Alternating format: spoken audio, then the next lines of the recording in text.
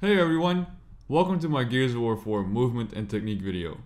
My name's Dutch and I'll be explaining some of the most used techniques in Gears today. We'll be covering all the basics and introduce you to some of the difficult techniques that I hope you'll learn through the video. I'll be showing you the basic need-to-knows about strafing, wall bouncing, and shooting. That way you can kickstart your game and enjoy the dynamic movement.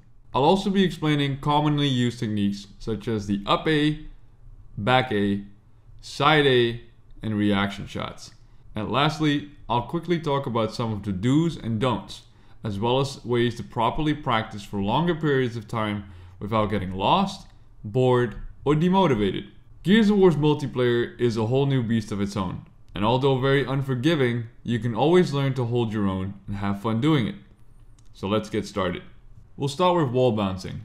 Wall bouncing has been done for a long time now, and it's no different in Gears 4. It's most commonly used to traverse the map and quickly outmaneuver your opponents. We'll be using the default controller layout because that's what I assume most players use. So here's a step-by-step breakdown of what you do. First, you find a wall that you can take cover on. This can be any wall, but always make sure you remember the distance you slide into cover from. Next, you press the A button to actually move into cover. Pretty simple, right? Now go back to where you started, but this time, slide into the wall, and as you're sliding, move your right stick around till you face the opposite direction, like doing a 180-degree turn. A little bit more complicated, but definitely doable. And now the last and most complicated part, the canceling. Start from the beginning and start to slide, but as you're turning, push your left stick into the direction you're canceling into. Sounds complicated? All it means is that you reverse the move. So if you're sliding forward, you pull back on the left stick. And if you're sliding to the left, you're pushing the left stick to the right, and so on. That's the absolute basic level of a wall bounce. To practice this easily, you can take two walls that are opposite of each other and have a good amount of distance between them. Try to chain your wall bounce over and over and over, just going back and forth between the two walls. Clockwise, counterclockwise, diagonals, whatever you can to practice this move. Next is strafing and hip firing. Unlike most third-person shooters, Gears 4's hip fire will not go to the center of the screen. Instead, it goes in front of the right shoulder or hip of the characters. Basic strafing revolves around moving your left stick left and right and firing at the right time. Not very complicated, but it does require practice to land the crucial shots in an intense firefight. Here we have an example where I move both left to right and right to left, firing at my target. Notice how I fire as the tip of my weapon is in front of him. A good rule of thumb is to not make yourself an easy target. Do not only walk left and right, move in all directions. Okay, now that we've had the basic movement mechanics, let's try something more difficult. The Roadie Strafe. Roadie Strafing is used a lot to duck under fire in the open or transition out of a wall bounce / strafe. It's extremely effective if used when a momentum shift happens or if the attacker reads his opponents correctly. To do a Roadie Strafe, all you have to do is flick the left stick to the direction you want and hold down the A button. Chaining these is possible, but can leave you very vulnerable to attacks. When you combine this with wall bouncing, it replaces the part where I told you to reverse the move. Let's talk about the shooting styles and their pros and cons. The easiest of them all is a hard aim. What this means is you're actively trying to hold your aim on an opponent or area. All you do for this is hold the left trigger while firing. A benefit to hard aims is that you have a lot of time to hit precise shots and get quick downs or kills. But on the negative side, you're basically immobile and have almost zero awareness of what's happening around you. So only use these if you really have to and know there's nobody flanking you. Next is the pop shot. Pop shotting is when you pull both triggers at the same time, resulting in a quick zoom and fire. This technique can help when you're trying to reach enemies over cover or want to have the same effect as a hard aim but without being immobile. A negative about pop shotting is that you're relying on your reflexes and can easily miss shots you'd otherwise hit. A favorite among veterans, it's very often used while wall bouncing. Now it's time for the techniques you'll be using and seeing loads in multiplayer.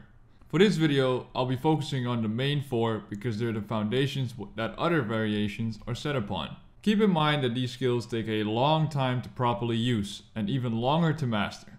So don't get upset if you don't get it the first 100 or 1,000 tries. It's part of the learning curve. We'll start with the up A. Doing an up A means you're sliding into cover that's straight ahead of you, going past it, and firing at whoever is on the other side. Very effective at close range if you're being chased and have to take out an enemy ahead of you. To do an up A, sit or slide into the cover you're firing from. Then press the left stick forward while pressing A again. And as you're passing the corner, pull the right trigger. So there's 3 steps. Sit or slide, press left stick forward and A, and pull the right trigger. Simple and effective. Next is the back A. The back A is almost identical to the up A, except you're not going past the cover, you're peeling off of it. Besides that, you can also use the back A on any knee-high walls you can shoot over. To do a back A, repeat these 2 steps. Sit or slide into cover, pull the left stick back, and pull the right trigger at the same time. It's even easier to do than the up A, but it will leave you in the open if you miss. So choose wisely. Third, we have the side A. The side A is as it sounds, another variation of the up A. Although not used as much, it can be used to catch unsuspecting enemies when you're running past a corner that they're the opposite of. The difference with a side A and an up A is that you have to wrap yourself around the corner by rotating your left stick from left or right to the forward position. Reaction shots are the hardest shots to hit. They have the highest risk factor because of their complexity.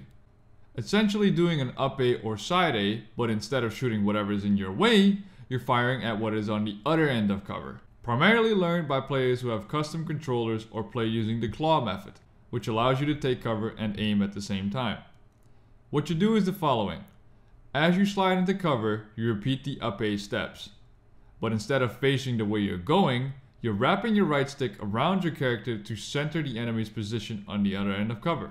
While your character is physically moving around the cover and you're adjusting your camera, you pull either both triggers or the right trigger to shoot the opposite directions. Timing is crucial here and can be sometimes frame perfect in order to do it right. These are some of the techniques you'll see loads of when playing multiplayer, and even if you don't want to use them, you should at least learn the strengths and weaknesses so you can fight it accordingly. So now that you know some of the basic mechanics and skills, I'll explain some important do's and don'ts when playing.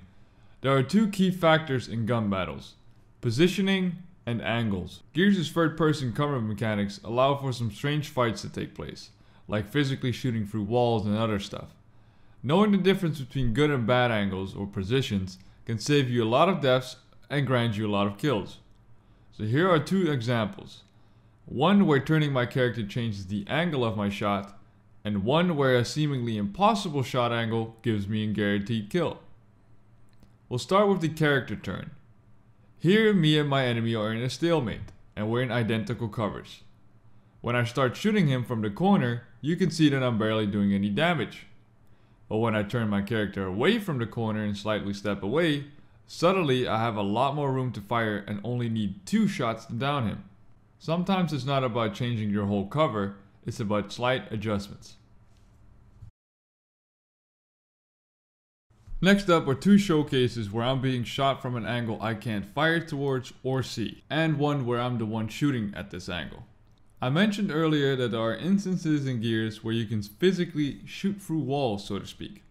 And this is one of those instances. Gears is riddled with these positions, and Gears 4 is no different. In the first example, you'll see my enemy shoot me from a spot where I can just about see his head above cover, and because I'm in full cover, I can't shoot back. As he blows my head off, you can see in the kill cam where he was positioned. So let's switch sides. Now he's the one below me and I'm the one who has the advantage. And as you can see, the crosshair lights up red as soon as I see his head, while my gun and body are completely gone. And just like that, I guarantee the kill. To demonstrate this further, we have an even more extreme example. This time, my enemy is ducked in the corner below me, but you will see that this still doesn't stop me from killing him. So now you know, if you're ever killed from a spot like this, don't repeat the same mistake over and over, make sure you avoid them. Alright then, we've come to the last part of the video. This is the part where I'll give you a few pointers on how to properly practice all of this stuff. First of all, you need to invest a lot of time into it. There is no escaping that. But modes like Casual Horde, Campaign, and Private Versus are great to consistently risk trying without losing any progression in anything. Especially Casual Horde, because you can one-shot kill just about anything with your shotgun in at least 10 waves. Plus, you'll still earn experience and credits. Another easy to remember tip is to keep your enemies on the right side of your cover. This is because every character in Gears is right-handed, and because the bullets originate from the barrel, having enemies on your left would require you to constantly pay attention to it or switch covers. Wall bouncing practice is pretty straightforward. If you wish to increase your speed, you have to start slow and work your way up by constantly pushing yourself in public matches. Try to move as much and as fast as you can. If you wish to increase your agility, increase your sensitivity to something you're not used to yet, and try to wall bounce shorter distances but hit more walls on the way. In time, you'll notice that when you go back to your old sensitivity, you'll control the wall bouncing a lot more. And lastly, if you wish to increase your aggression during fights, also known as being more comfortable under pressure, you'll have to start fighting multiple enemies and risk dying 9 out of 10 times.